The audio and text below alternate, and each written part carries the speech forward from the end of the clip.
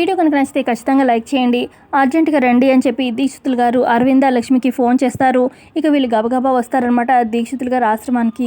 అప్పుడు దీక్షితులు గారు అంటారు, నీకు నేను జాతకం చెప్పి మంచి చేశానో చెడు చేశానో అర్థం కావట్లేదు లక్ష్మి అని చెప్పి అంటూ ఉంటే, అప్పుడు లక్ష్మి ఏం కష్టం రాబోతుంది దీక్షితులు గారు, మళ్ళీ ఆయన ఏ గండన చిక్కుకుపోతున్నారు అని చెప్పి అడుగుతుంది లక్ష్మి. అప్పుడు దీక్షితులు గారు చెప్తారు, ఈసారి గండం నీ భర్తకు కాదు లక్ష్మి, నీ కొడుక్కి అనగానే అక్కడున్న అరవింద లక్ష్మి షాక్ అయిపోతారు. పక్క స్కూల్కి తీసుకెళ్తారు కదా మిత్ర, ఇక మిత్ర పక్కనే జున్ను కూర్చుంటాడు. ఇక జున్ను మిత్ర ఒకరినొకరు చూసుకున్నట్టుగా చూపిస్తూ ఉంటారు. లక్ష్మి అడుగుతుంది దీక్షితులు గారిని, నా కొడుక్కి గండం ఏంటి దీక్షితులు గారు అనగానే అప్పుడు దీక్షితులు గారు ఇలా చెప్తారు, నీ కొడుకు వారసత్వంగా తండ్రి రక్తాన్నే కాదు తండ్రికి ఉన్న గండాల్ని కూడా తను వారసత్వంగా తీసుకున్నాడు అని చెప్పి అనగానే ఇంకా షాక్ అయిపోతుంది లక్ష్మి.